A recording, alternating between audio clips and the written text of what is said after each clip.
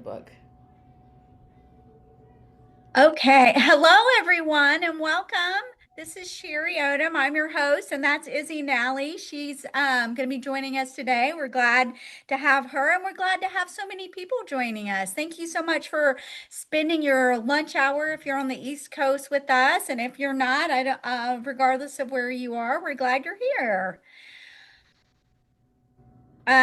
Still have a few more people coming in, so give us just a minute. I wanted to make sure everybody knows that we are recording this session, so please know that you are being recorded, but that shouldn't stop you from asking any questions and joining in the chat. And please do participate. We want as many people to participate and join us as possible today.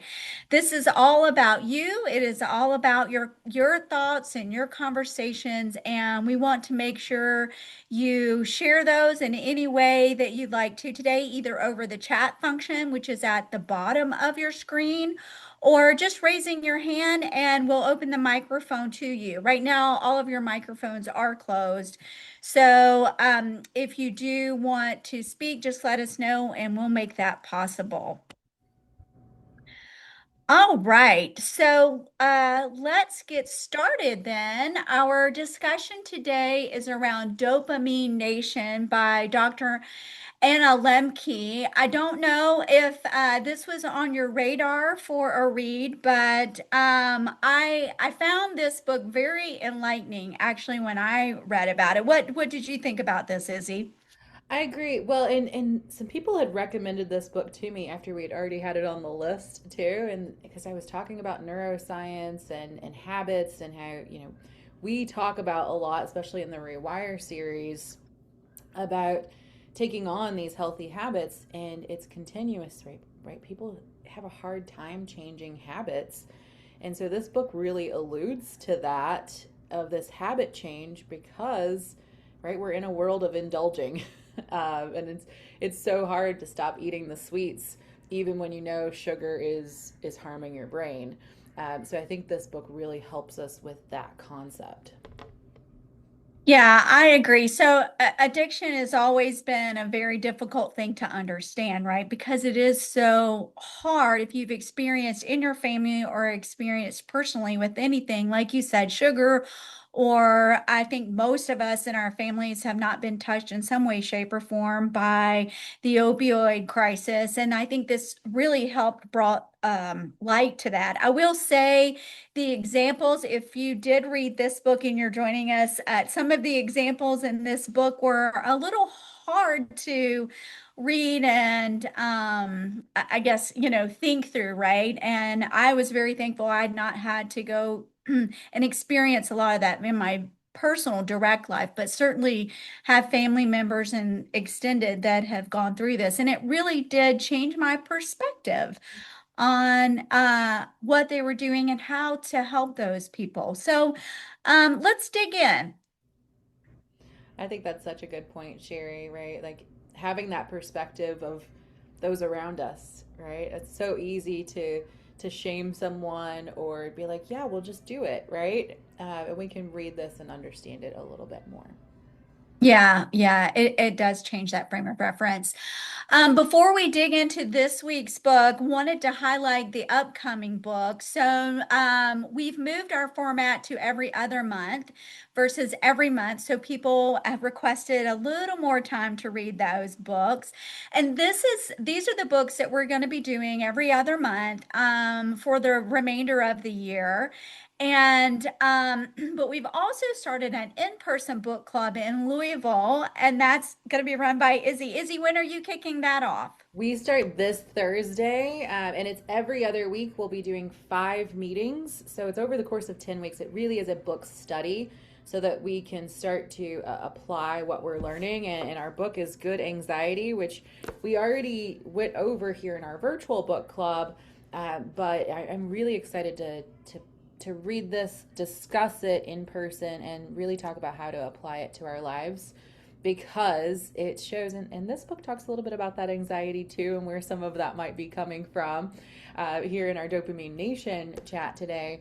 But Good Anxiety really shows us to look at our anxiety in a different way and how to utilize it, react to it, and respond to it as well.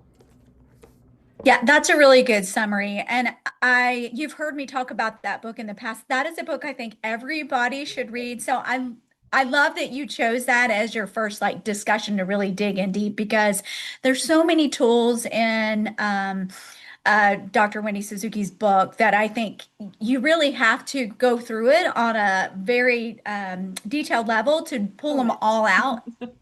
Yeah, you gotta Yes, comb right. Scoop them out and put them in to your daily practice. But our next book coming up is Art Cure by Dr. Daisy Fancourt, and I am really looking forward to it. that book.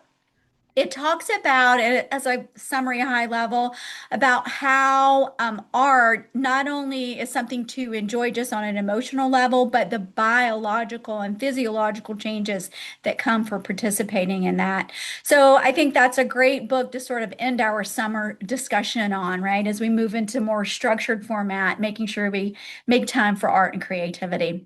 Yeah, well, I would Okay. say in every book that's chosen really comes back to what you see here at the bottom of the screen is every book we read is about that one core thing is your brain can change.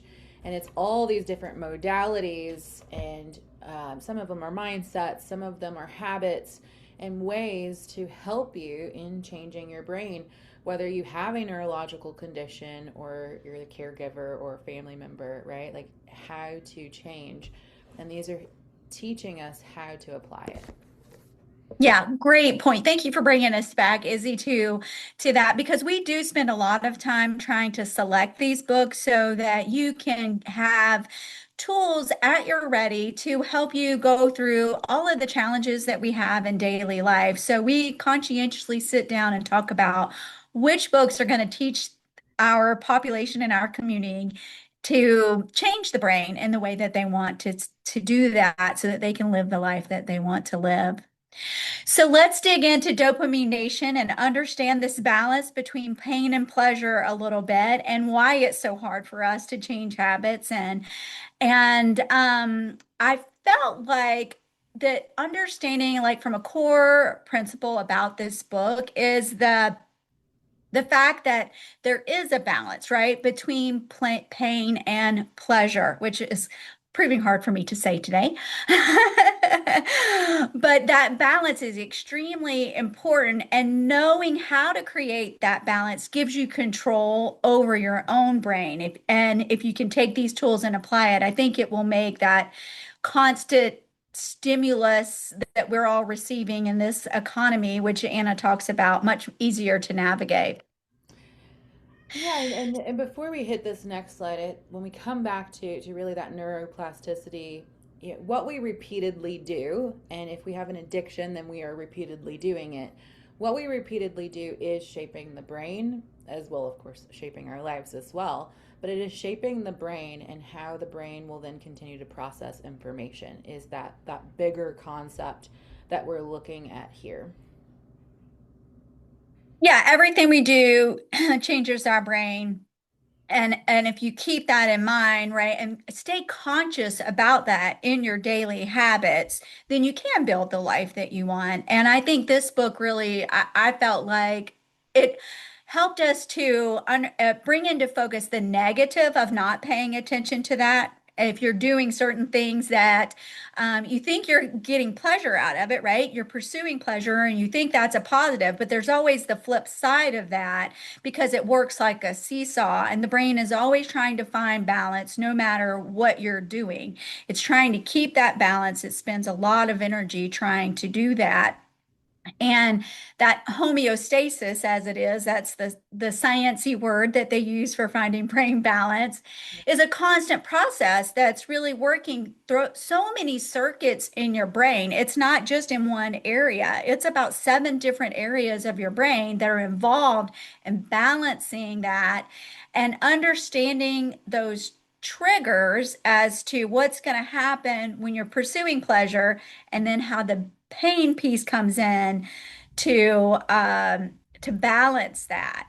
Yes. So I like your takeaway that you put on the slide, Izzy, is the come down isn't weakness, it's your brain restoring that balance. So And my yeah, example, you want to like talk about that? I use my kids as examples a lot. My son, he's 13, has severe ADHD, and he is always on these virtual reality, which he has been using it as a therapy style as well, and it has very much helped him with some social anxiety and things like that. And he has a lot more focus now, which is really fun. But when he's on it for long periods of time and he comes out of it, suddenly life looks different, right? It starts to look more boring. So it changes our perspective. And what's happening in the brain is when we get this dose of pleasure, we become further away from normal. And so when we come back down to normal, it stimulates a pain response in the brain and nervous system. So it feels like pain, but really it's just coming back to normal. And the more we do that, right, that we're building the tolerance up for pain, but we're not, or for pleasure, but we're not building the tolerance for pain. And so being aware of that can also help us when we go doom scrolling at night, and then our mind's racing and everything feels slightly out of perspective, or more boring, and maybe work doesn't look as appeasing. Yeah, and I'll share another example of that. One of the habits that I've gotten into is like at the end of the day, I'm super, or I need to just calm my brain, right? And so I'll turn on some sort of show on Netflix to just that's just like chewing gum for the brain, right? It's silly stuff that it's not very educational, but it's something I just enjoy, and I'm not going to tell you what it is. It's I'm like, you now we're all going to be know, wondering what throat, Sherry's right? watching. Something like that. But I noticed that after about 30 minutes of that, I'm using that to sort of just distract myself from everything else that needs to be done. I have done that, but on the flip side, that pain has come back in, and now I'm super anxious about everything else I have to go do because I've ignored it, right? So that's that brain coming back into balance. Does anybody else have any other examples they'd like to share that they've experienced that balance or rebalancing?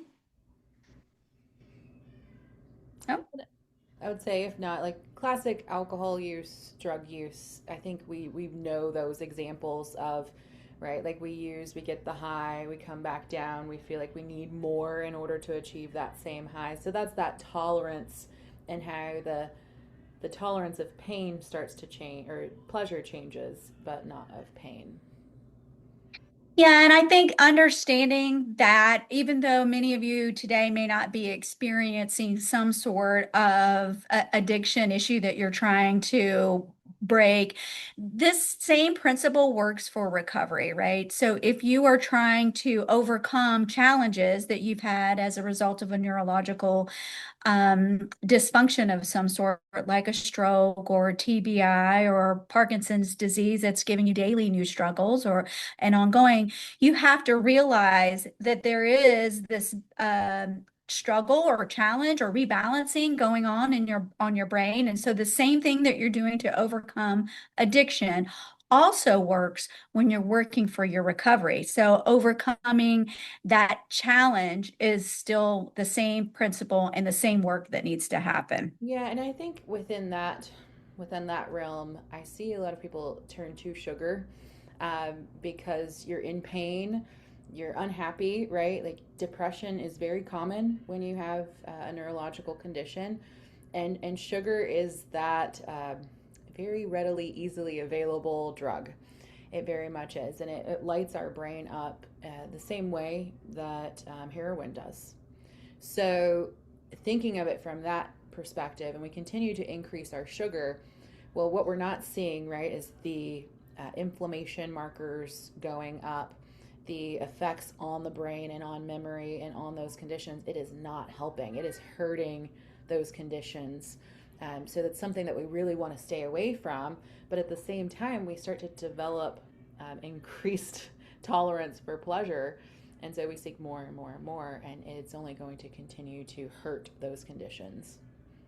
Yeah, and then the same thing applies whereas you're searching for that pleasure, you're going to rest on the sofa instead of getting up to do the therapy or doing what you need to go do.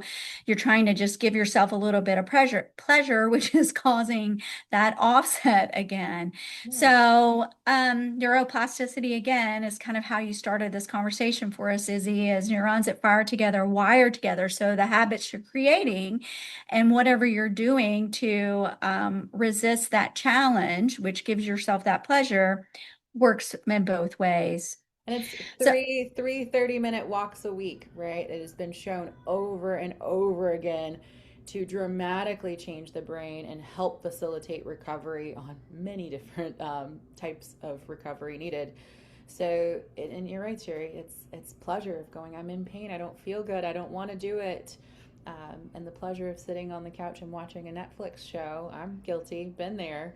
Right after a car wreck. That's all I wanted to do. And it was painful. It was not comfortable to get up and do those walks.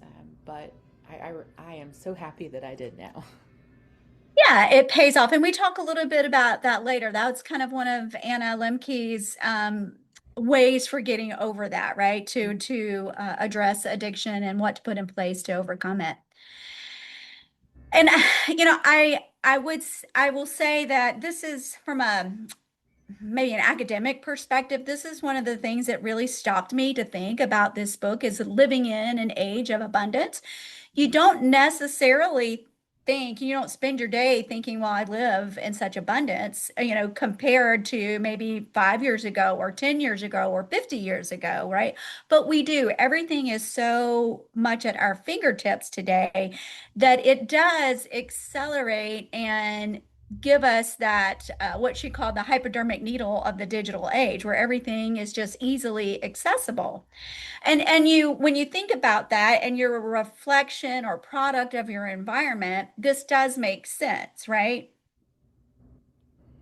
That life today easily helps you become addicted to those, to social media, to sugar, to alcohol, to food, to anything because it's only a digital scroll away, right? You can go online and get anything you possibly want. My kids showed me the dark web the other day, and I was kind of blown away. I felt like, sort of eyes wide shut about that because you literally can go online and get anything you want nowadays, whatever vice you're into. You can, and at first, that you might hear this hypodermic needle of the digital age and feel like it's an extreme statement, but the science that she continues and the examples she continues to go into in the book really show how these addictions are and this readily availableness of it really is hurting. And I think our children and our teens are suffering more from that now as we've seen, the suicide rates are higher than cancer deaths, right? So it really is showing how this effect is happening. And the more we can become aware of it, and I love, which we're going to go into, she has a solution for how to begin to detox from this and increase your happiness, increase healthy dopamine hits rather than this unhealthy. Yeah, so this constant ability to raise your dopamine levels creates, I wouldn't say, you can't really let yourself off the hook, right? But you have to be aware of that this is going on in your day-to-day life, that you have this constant access to raise your dopamine in a way that we've never had in society before. And understanding that can help you control it. Knowledge is power. And I really felt like my key takeaway from this book was this, that I am constantly exposed to that when I didn't think of it in that way. I just thought I'm just living my normal life and didn't put that into perspective. Yeah, I would say my bookshelves can show that I suffer from this instant ability to order the next book off of Amazon. um, but yes, and it is right. I see so many people who the grocery store is right there. If you're diabetic and you want sugar, it's right there. It's right there available, and it's the things that could be killing us or could be damaging our brain or preventing our happiness, right? I think so many people are asking those questions. So the question is for our group here is like, what's something that you reach for without deciding to? Yeah, does anybody want to offer anything up? You want You can to be a you can little type it in the vulnerable? chat. Yeah, you can type it in the chat or unmute. Share your guilty pleasure? Normalize it, right? Yes, yeah, and she does. We talk about that. On the flip side of this too, Izzy, though, is we do live in the age of abundance, and you can use that for negative, right? Back to Mhm. neuroplasticity, it's neutral, or you can use it for positive. Right. So it's reframing this, I think, which helps us figure out a way to move forward. And you know, you have access to anything and everything, which includes meditation, includes mental support, includes exercise, includes socialization, a way to find a group of people that share your same interest, and you can form a hiking group, a workout group, a book reading club like this. So it does offer a lot of positive, in addition to maybe some of the negatives. Yeah. And always when we're changing and we're putting that thing on the schedule. I've done this so many times. I'm like, I need to join I need to get an accountability buddy, right? To go to the gym, using these light weighted things. And suddenly both of us are texting going, I don't really want to go because we're both needing the accountability.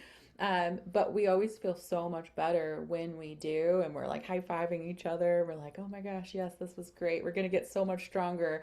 And so it's so easy to say no or back out when you get to that actually doing the change. Right, right.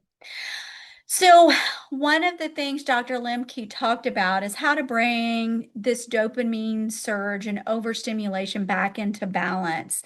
And she shared quite a few stories of successes, right? For of people who had gone through that, acknowledging that, of course, there were many other stories where there were not successes. So it's not it takes a lot of self-commitment and a lot of other activities to be able to make this protocol work. But what I liked about this was she said that 30 days really is the time scale on which you need to keep in mind to rewire your brain, which is when you talk about recovery, we always say, how long do you need to measure?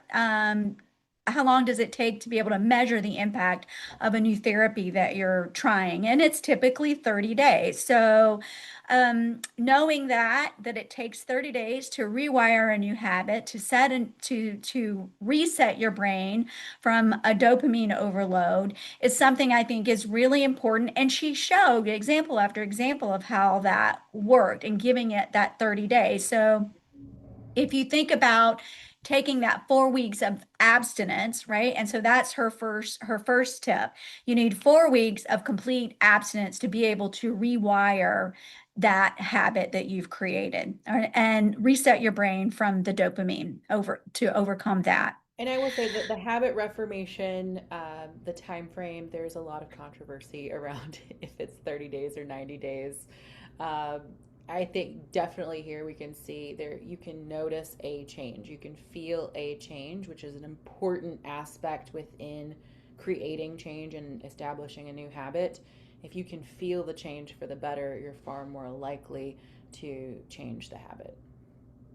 Yeah, and there's a lot of research out there that says it really takes about 5 to 6 months to completely erase those patterns, right? So that 30 days doesn't mean you're not still going to be tempted. It doesn't mean, because you still have that memory, but that is the point at which you can say, you have made a physical structural change in your brain. It's there. And it gives you that power to kind of move over. So, if you think about these programs that are out there that are 2 weeks long, right? If there's a drug addiction or there's something going on, those are typically not going to work. You're going to need at least that 1 month program or longer, right? Well, And it's many I components, right? Like there's many components which we talk about in the Rewire series as well. It depends on how long you've had the habit, how intense the emotions are wired with that habit, and the same for the rewiring.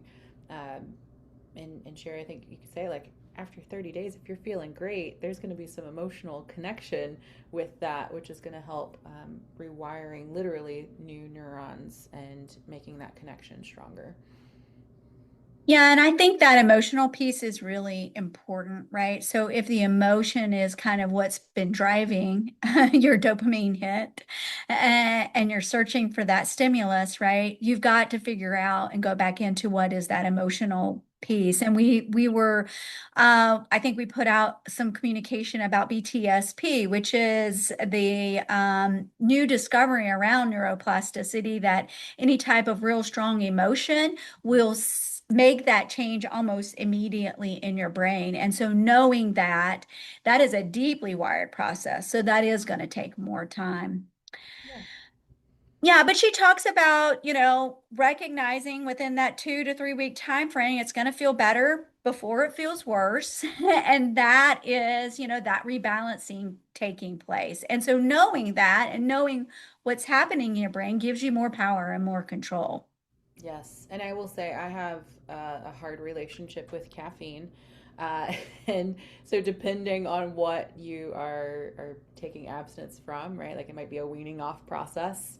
Um, for me, like I've tried going cold turkey, and I will get extreme migraines. So you might have a weaning off process depending on what you're doing, what you're choosing, and then get yourself to that point where you can do the 30 days too. So we don't want to create too much extra pain for you all. Well, and I think that's sort of the next point, right? Or the next set of tools she talks about here, which is this, self-binding. Yes.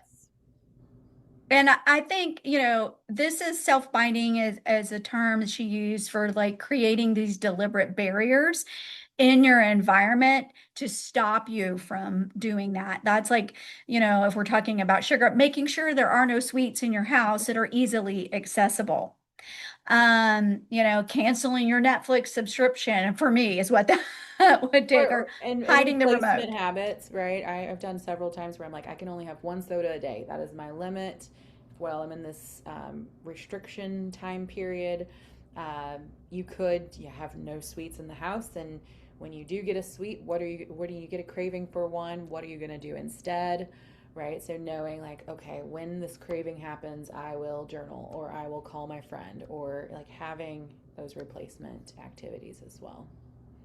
Yeah, I really like how she broke this down into physical, sort of removing the access, which is like not bringing the sugar in the house, and then chronologically, sort of time limits. I'm only going to use my phone at night for 15 minutes, and then I'm going to turn that off.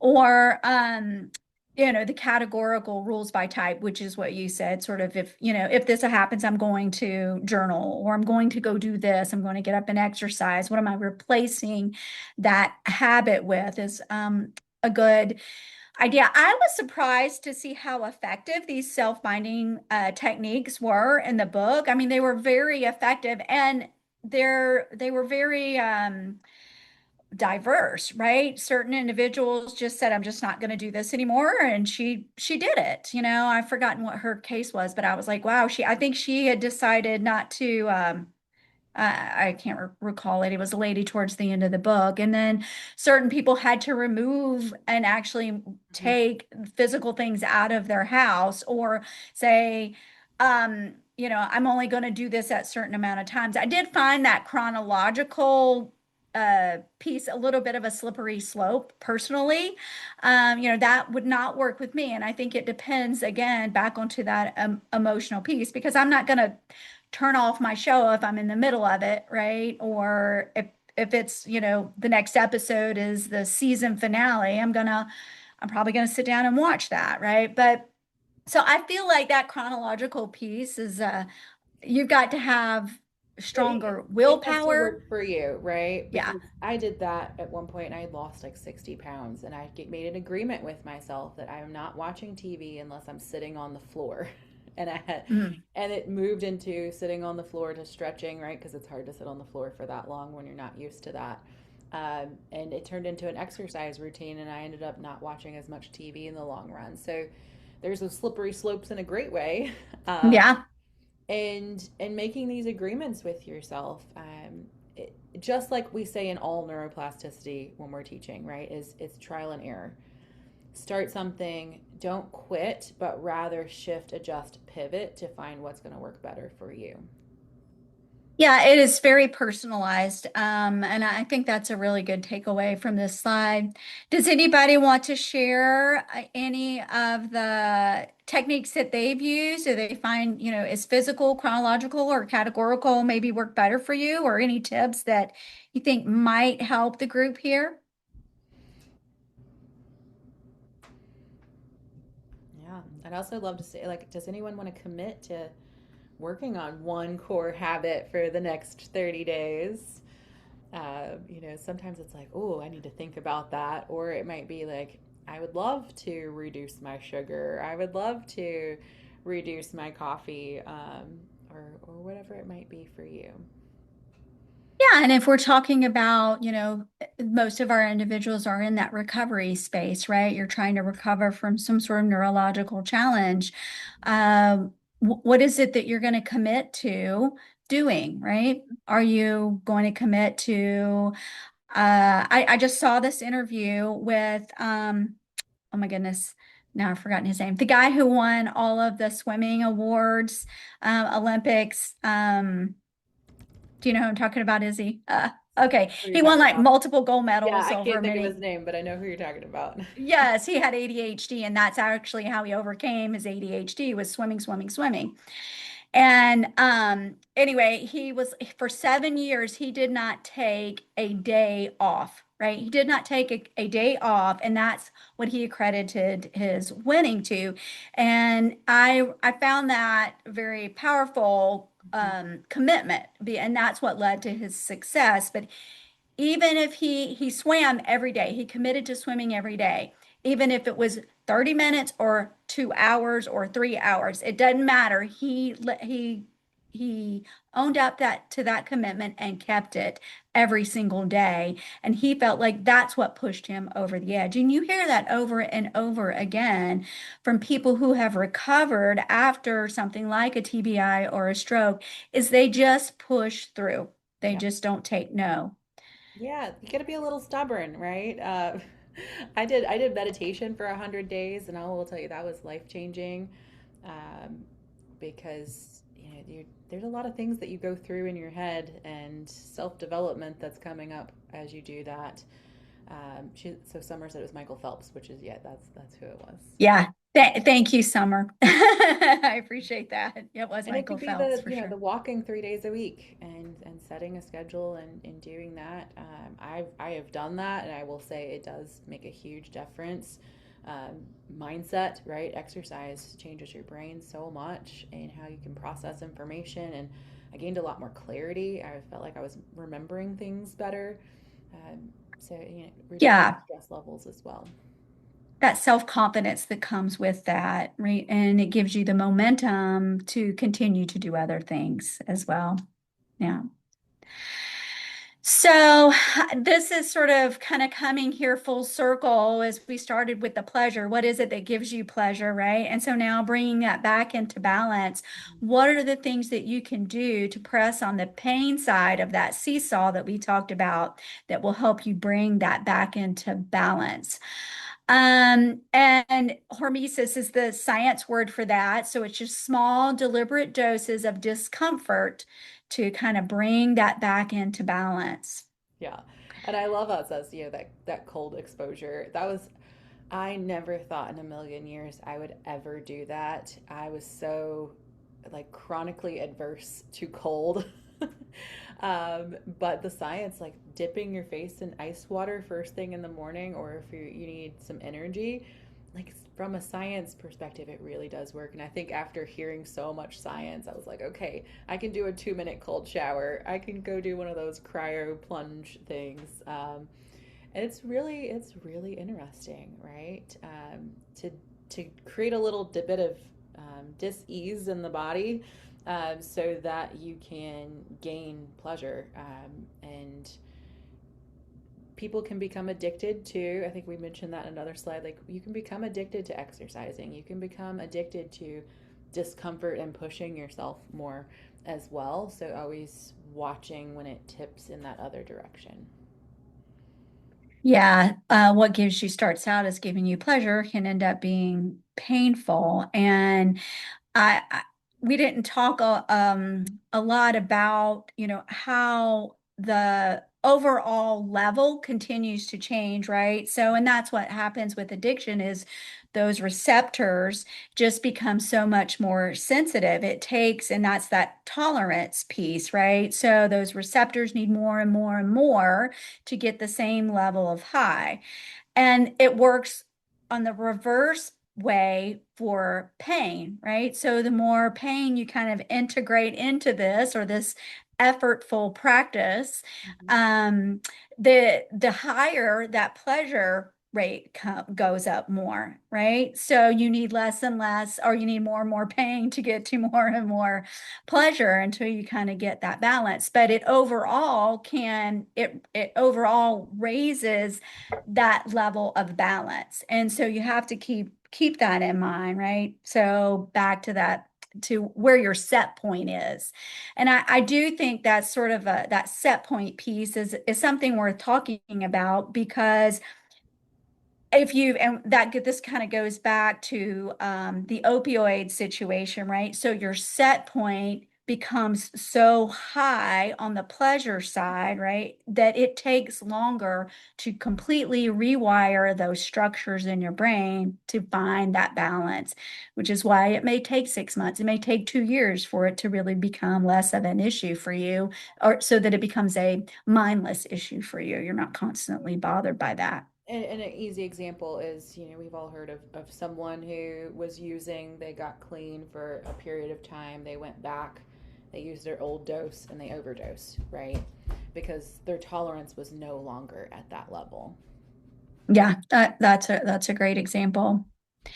And one of the things I kind of did with about 3 years ago is with sugar. I said, I'm just going to do 3 months, I mean, 1 month with no sugar. Hi, Willow.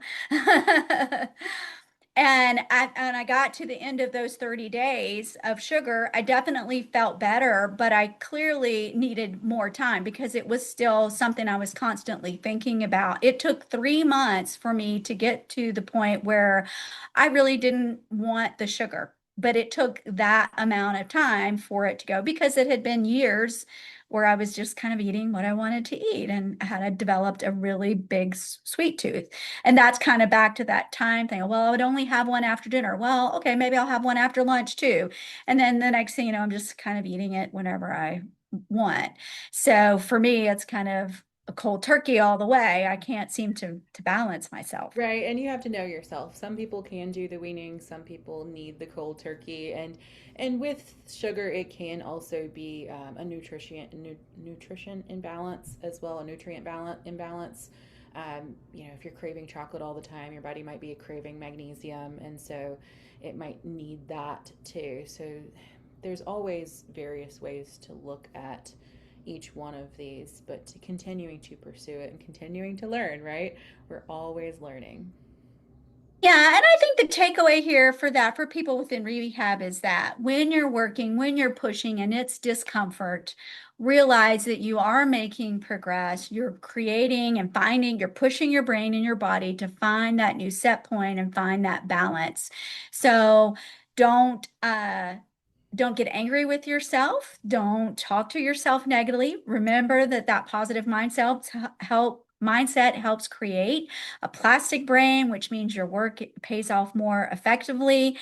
And give yourself some grace. I think that was one of the other real big takeaways for me from this is there is a biological reason and you should give yourself some grace. Don't use it as an excuse, right? But realize this is what's going on. I completely agree. Yeah, and so the So our question last here, question here yeah. is what good pain do you already practice and what did it take to start that? I liked how you add that last piece into that question, Izzy. Does anybody want to share on that? Give us a good example. What did it take to start? Was there an emotional piece to that? A physical piece? Yeah. No takers, huh? Well, Okay. as you're thinking about it, I think for me and for so many people I've known, it's normally hitting that valley of despair, right? Like you tend to hit rock bottom and you suddenly have this awareness that I have to change, right? Yeah. That's normally when most people are making that change. From a neurological, like brain perspective, it can be very challenging to change when you haven't fully hit rock bottom. If there's still a level of comfort, then our brain will tend to choose comfort. And that's why it's so good for us to have these awarenesses. Because if we don't, we tend to just stay in this level where most of us say, I feel stuck. And choosing to start making change before we do have to hit rock bottom where all comfort and pleasure has been taken away. Yeah. Yeah. And that kind of comes to this slide, right? That radical honesty and connection that kind of comes with that. And this is sort of her third component to how to reset and rebalance is you've got to be honest, not only with yourself, but with the people in your life. And telling that truth sort of takes away the shame, takes away the secrecy that comes with that, and makes you accountable. Mm-hmm. Um, that honesty piece, there's something about just coming clean, and even it's never as bad as what you think it's going to be either. I always find that in any situation I've ever been in like this, the shame around it and that secrecy is so much worse, and imagining what could happen and actually coming clean and because usually your support group wants to help you, right? Your community is there for you and they want to support you. And I think for me, this was like, I think one of the most powerful pieces because if you don't do this first, right, and come clean, you really can't almost do the others. It starts with a choice, right? It starts with a choice to change, to want something different, and then taking those steps to make that change. Yeah. Okay. Um, and I think that's just, we've sort of talked a lot about this as we've gone through. It's Experience reshapes the brain at every age and in every condition. So, whether you're recovering from a traumatic brain injury or whether you're recovering from an addiction, whether it be sugar or drugs or some other dopamine stimuli, that it all works the same way. And knowing that can help you put a plan into place to build a life that you want to build. Yeah, and I wanted to make a note here for our caregivers, right? Because it can be very stressful with no break, and you can get to that hopeless level where you are reaching just for anything because you don't even have the energy to feel like you can change. So dopamine can be the easiest coping, but recognizing that you're just doing the best that you can in that moment. But again, seeking support. There are support groups. I've known many caregivers who struggle with asking for help or asking someone else to give them a break for the day. But noticing that those things are needed in order for you to be able to reduce the stress in order to change. Yeah, and I would encourage people who are in that situation to watch Bridget Noble's interview that we did during our recent summit. She shares a beautiful synopsis of how she overcame feeling stuck and how she was able to build a relationship with her husband in a much better fashion than she ever had before he had his stroke as her caregiver. And it took her about a year to get there. She talks about that journey and how she set up those barriers, how she gave him a way to help communicate the appreciation and love that he felt so that she could feel a value, right? And that she was doing a good job and could be acknowledged for when she did do a good job. And to give herself a time and some break, putting barriers in place so she could get the stress relief that she so dearly needed. Um, and It's I hard to think come that back from that resentment, right? But they did it. yeah, how to come back from that resentment. Anyway, I really encourage you to watch her story. That's Bridget Noble. And then I did want to point out this last bullet on here that We've talked a lot about dopamine, and if you're somebody who's got Parkinson's, where there is a lack of dopamine, right? This is not the same thing as the reward pathway for dopamine. There are two different, very different structures in the way they operate. So there's the motor pathway for dopamine and Parkinson's that does not equate to the reward pathway for dopamine that's being discussed in this book. Very different systems. So don't get those two confused. Um, and I guess sort of, I think the last thought on this is self-compassion, plus the structure, which is putting those self-binding techniques in place, can help you beat the self-blame and find a way to move forward. Yeah, and I hear so many people searching for this work-life balance, or, whatever it might be, balance. And we really did talk about what that balance actually is in the brain. And, it all comes back to pain versus pleasure, and how the brain is finding that balance of happiness and contentment and all of those things. So, taking that into consideration when you are feeling off balance in life, to look back at some of these things that we did discuss today and see where that you might be able to make some shifts to help assist that. Yeah, that's a great way to bring it back to daily life, Izzy. All right. And if you do need support, we do have a Facebook community as well. Feel free to say, hey, based on the Dopamine Nation chat, here's what I'm going to be changing in the next 30 days. And you can use that group as accountability too if you need it. We are here for you. I always love seeing those posts, so feel free to use that as well. We do have the Rewire Your Brain series, which I mentioned quite a few times in here. I will say I have searched high and low, and we cannot find another course out there that hits on the things that we touch on. Most Rewire Your Brain courses and resources are out there are really for becoming happier, or being more productive, and there are these basic paths. We here are talking about how to recover from a neurological condition. Most courses out there are for the doctors or nurses or continuing ed. This one here is for you all. And so I have not found any other course out there like this. We have put a lot of time and effort refining this for you, and it's on demand. You can watch the replays. We've got workbooks we've created, additional resources. It's all available just for a $15 donation. And it is based on lived experience, right? I think that's why it is so different, because we've created this gathering information from many people in our community, and me personally and Izzy personally, right? What we have gone through with our neurological challenges, and incorporating those lessons learned, not only from each of us, but from a wide community as well, into this series. So I do think it's very helpful. And if you want to dig in and sort of take the next step to learn about how to apply all of the things we've talked about today and in recovery in general, for maybe cognition or attention, regardless.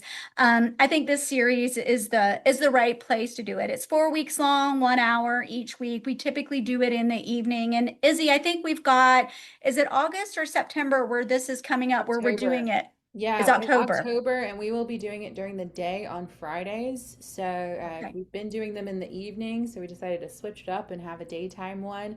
I believe it's at 10 a.m. Eastern Standard Time, and it's on Friday because I know Friday's a little lighter for some people. So we're giving it a try during the day, but you can always catch the replays too if that won't fit your schedule. Yeah. Okay. Very good. All right. And then just a quick reminder on our next book club, which is in September the 15th, and that's The Art Cure on that one. I'm really interested. I haven't started that book yet, but I will. I know I got to Here. purchase it this week and start getting started. You all know yourself how long it takes you to read. So give yourself time. I've been trying to create a habit of 20 pages a day because I feel like I'm in 4 different book clubs now. So 20 pages a day so I can get through all of these books and still be able to take them in too. Yeah. So we'll continue through the end of the year doing it every other month, right? And then we're Yep. going to reevaluate whether we go back to once a month or not, and see that we Yeah. did half of the year once a month, and then we're going to do this part Well, here and you can tell us every other right month. here in the chat too. Do you like the monthly? Do you like the every other month? Which one sounds good for you? Do you like more books or do you like more time to read? I'm like, before you leave today, type that in the chat for us because we need your feedback. We're doing this for you all. If it was up to Sherry, we're doing it once a month. If it's up to me, we're doing it every other month. I love to read, so I'm an avid reader, and I plow through these things really quickly. Plus, I love just learning about neuroplasticity. It helps me educate everybody better. So it's sort of training for me, and Yeah. I enjoy it. I've All been right, well, thank you so re-listening to much. I've been re-listening to some of the audiobooks of our past ones where like I feel like I missed some pieces of them. How do we get the course? You can go on to the, and I can put it here in the chat, the npallies.org, and it's /rewire your brain. And so you can go right there and it'll tell you you can register for the next live or you can click the button and go to the online version. All right. Okay, any questions before we hop off? Anybody want to share anything? Anybody want to suggest a book? Yeah. And feel free to email us too. Like we love book suggestions. All Yeah, right. we're always looking for something that really helps people who have had that lived experience, right? And that's kind of how I came across Stronger After Stroke, right? With by Peter Levine. I did not know about that book, and I had several people Mhm. recommend it. And I think that's probably a really good one for us, Izzy. I Yeah. know. We could do that one Yeah. in person. Yeah. Yeah, So actually, that would be a really good in-person one. yeah, we could do that one in person. All right. Well, thank you all. And we look forward to seeing you again at our next book study on September 15th. Okay. Bye, everyone.